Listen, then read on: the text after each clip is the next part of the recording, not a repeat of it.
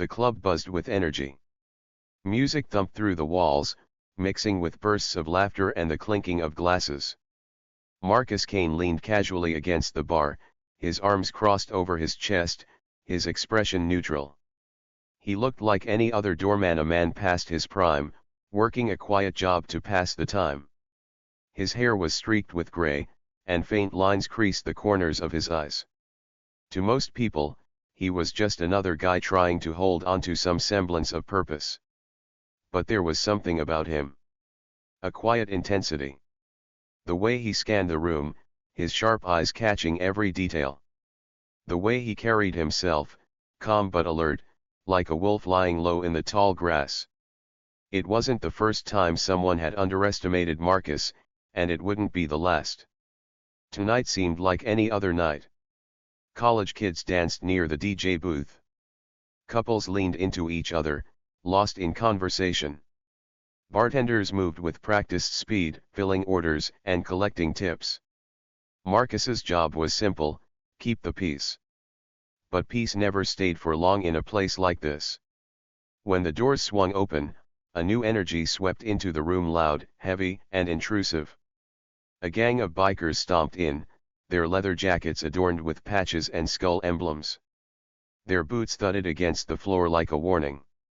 Heads turned as they entered, and the once lively chatter dimmed. People instinctively pulled back, creating a clear path for the newcomers. Marcus didn't move. He watched them with the same steady gaze he always had, his broad shoulders leaning against the bar as if nothing had changed. But he noticed everything. The way they swaggered in like they owned the place. The way their eyes darted around, assessing the crowd. These weren't men out for a good time, they were looking for trouble. The leader of the group, a thick-set man with a shaved head and a jagged scar running down his cheek, smirked as he scanned the room. His presence was magnetic in a dangerous way. People couldn't help but look, even as they edged farther away. He turned to one of his crew, saying something that made the others burst into laughter. The sound was loud and mocking, cutting through the music like a knife. Marcus's lips pressed into a thin line.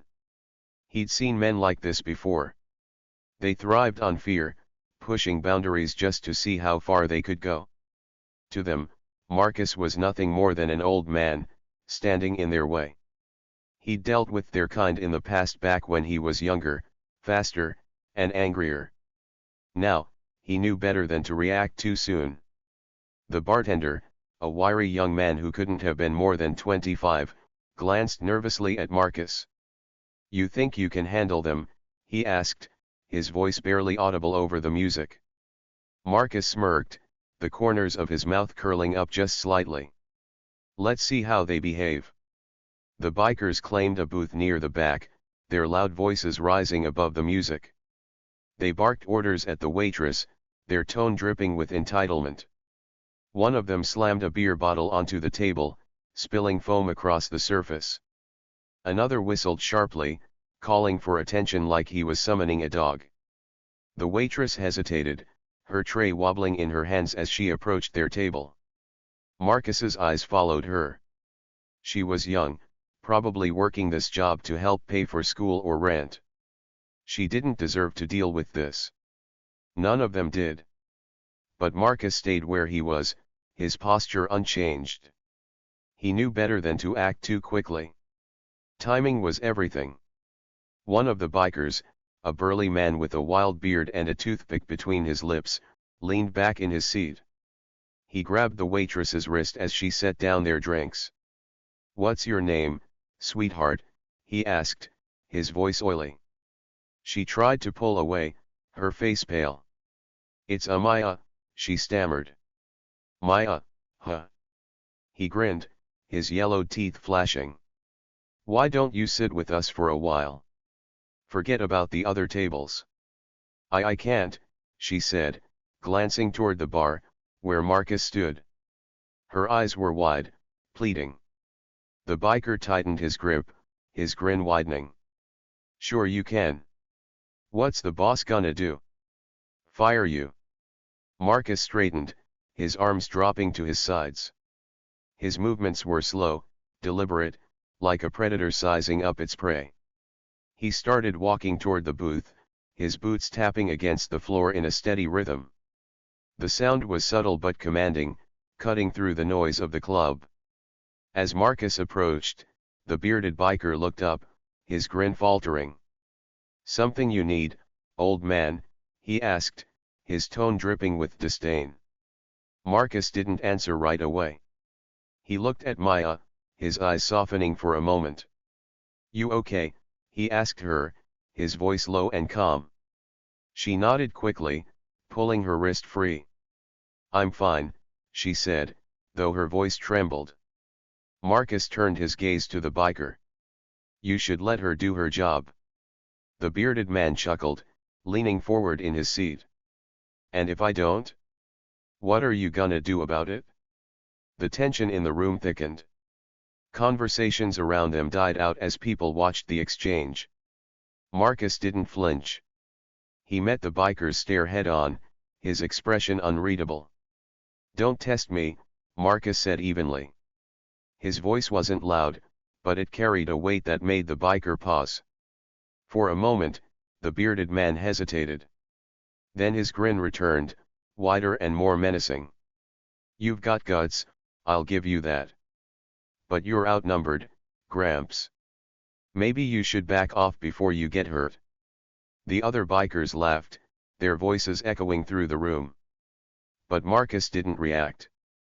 He stood there, calm and unmoving, his presence more intimidating than any threat. "Let her go," Marcus repeated, his tone firm. The bearded man sneered, but he released Maya's wrist. She stepped back quickly, clutching her tray to her chest as she fled toward the safety of the bar. The biker leaned back in his seat, his eyes narrowing. "You've got a death wish, old man." Marcus tilted his head slightly, a hint of a smile playing on his lips. "Not tonight," he said simply. He turned and walked back to the bar, his steps unhurried. The crowd watched him, a mixture of awe and confusion in their eyes.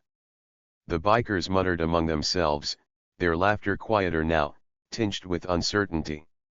Back at the bar, the young bartender stared at Marcus, his mouth slightly open.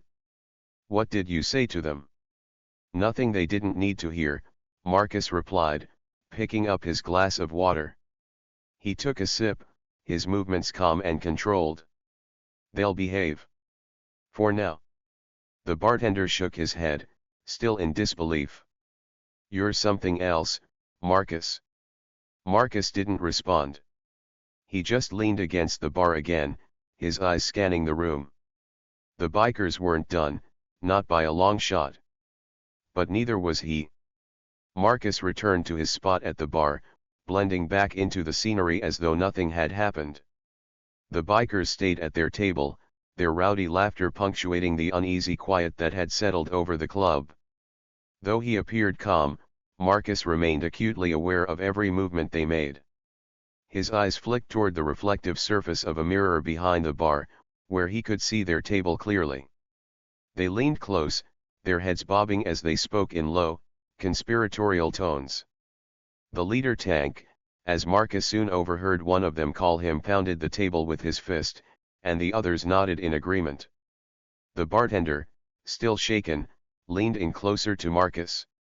"They're not leaving anytime soon, are they?" Marcus didn't take his eyes off the reflection. "Not unless they're shown the door." The young man let out a nervous laugh, but Marcus wasn't joking. He'd seen this kind of group plenty of times before. They didn't just come for drinks.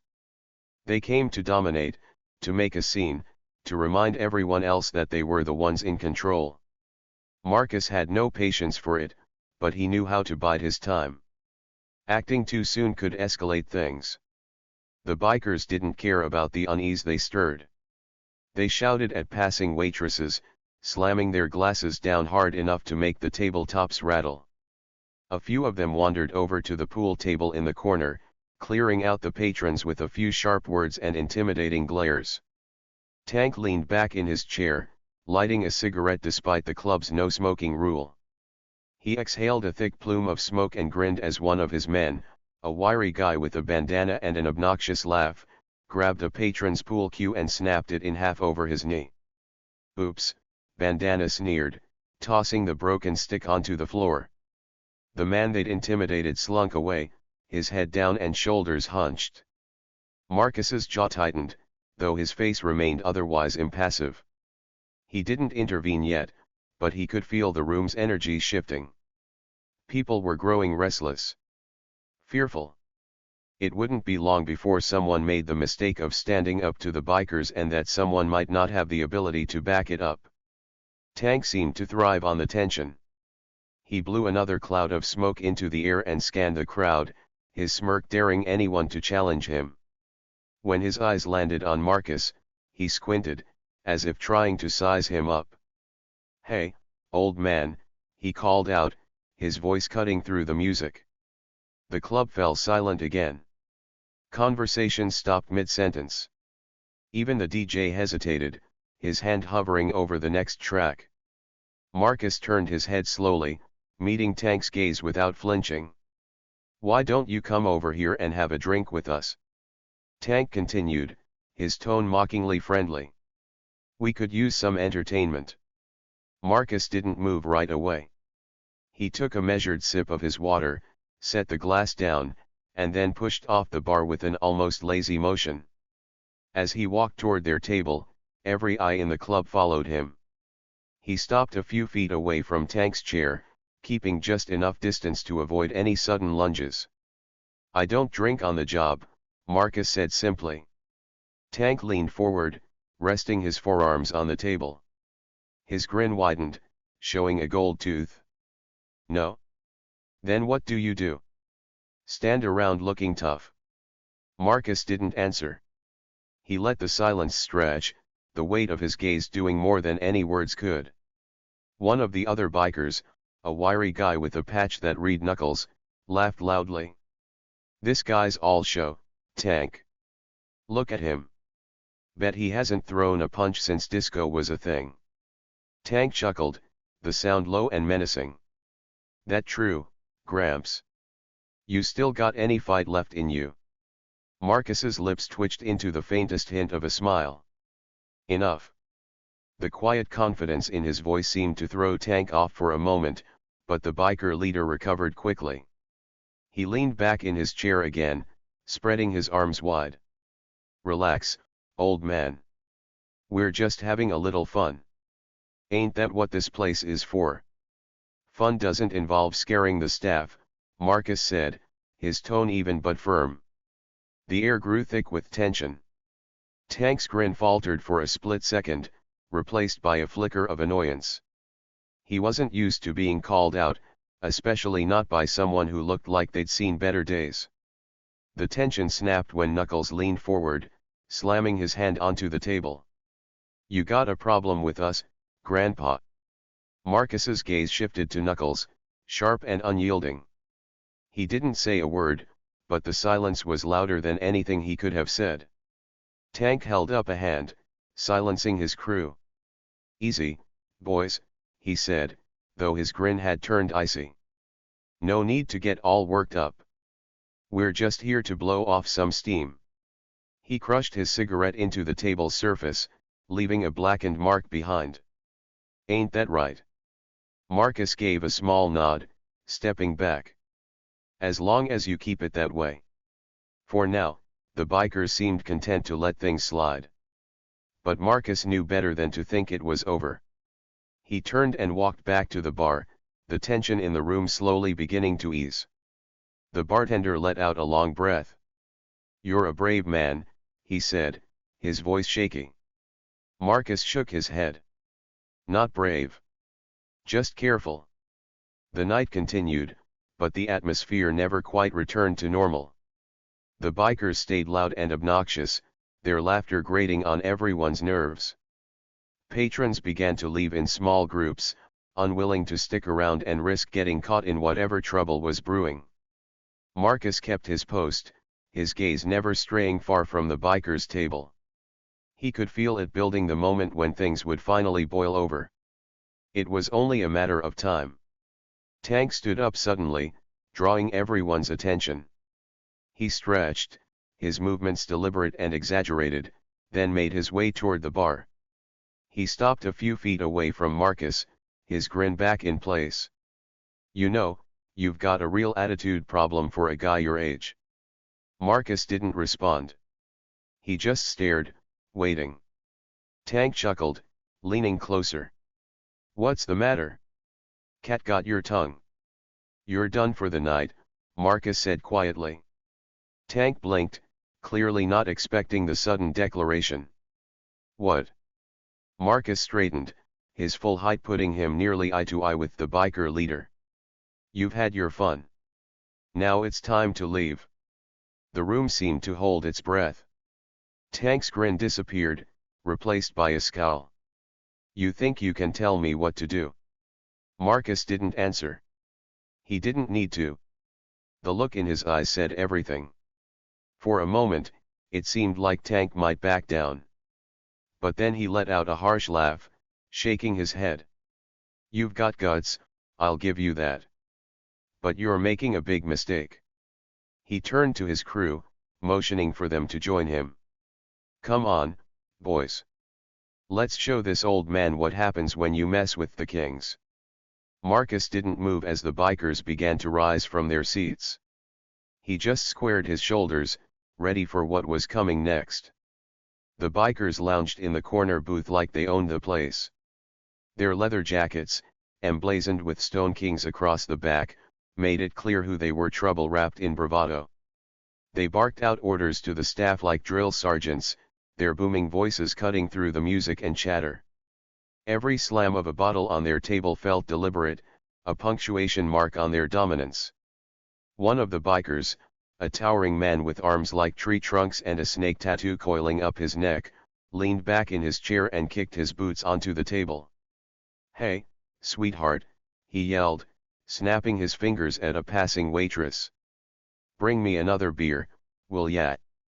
The waitress, a petite woman in her mid-twenties with tired eyes and a forced smile, hesitated. She clutched her tray tightly, her knuckles whitening. The man's grin widened as she approached, his eyes gleaming with mischief or malice. When she set the bottle down in front of him, his hand shot out, grabbing her wrist with startling speed. She gasped, nearly dropping the tray. "Where you running off to?" he asked, pulling her closer. "We're just getting started." The other bikers erupted into laughter, their voices crude and mocking. "Yeah, don't be shy, darlin'," one of them hollered. Another slammed his fist on the table, making the drinks jump. Marcus saw it all from his position near the bar. His posture remained relaxed, but his sharp eyes tracked every movement. The scene unfolding wasn't new to him. He'd seen this play out 100 times before, people pushing their luck, testing boundaries to see how far they could go. "You gonna do something about that, old man?" muttered a middle-aged patron seated at the bar. The man's tone carried a mix of disdain and hope, as if he couldn't decide whether Marcus was up to the task or a relic from a bygone era. Marcus didn't answer. He didn't even glance at the man. His focus stayed on the bikers, noting every detail: the leader's relaxed posture, the way two of the others kept glancing around the room like lookouts, the tension in the waitress's shoulders as she tried to pull away. Not yet, Marcus thought. Timing was everything. The waitress managed to wrench her wrist free and stumbled back, clutching her tray like a shield. The towering biker threw his head back and laughed, the sound rumbling through the room. "What's the matter? Can't handle a little fun?" The laughter spread to his crew, growing louder and more obnoxious. The waitress scurried away, her eyes darting nervously toward Marcus as she passed. He gave her a brief nod, a silent reassurance that hadn't been needed in years but still worked. The tension in the room thickened, wrapping itself around every patron like a suffocating fog. Conversations became hushed murmurs.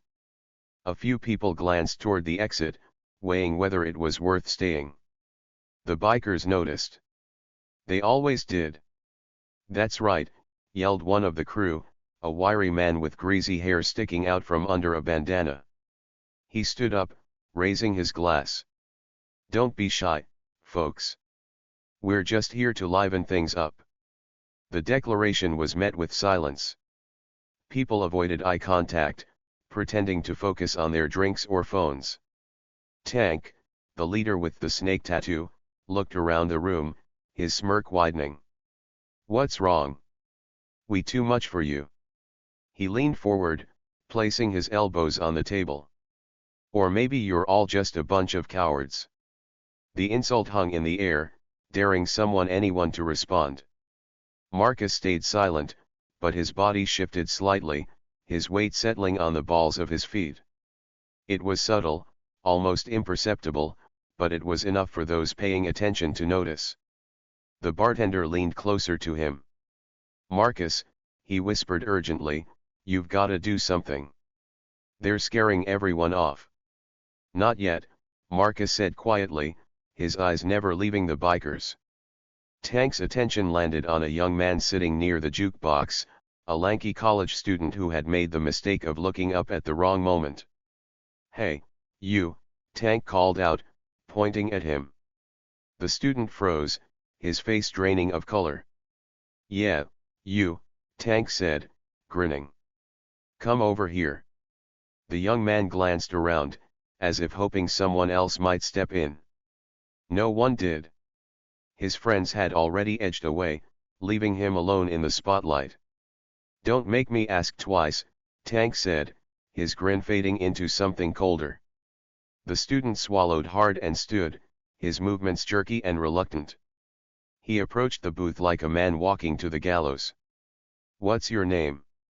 Tank asked, leaning back in his seat. Jason, the student stammered.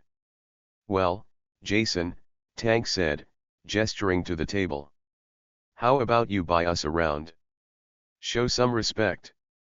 Jason hesitated, his hands clenching into fists at his sides. I don't think I can afford. Before he could finish, Tank's hand shot out, grabbing him by the front of his shirt.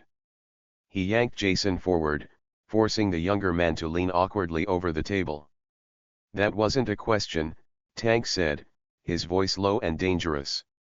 The room seemed to hold its breath.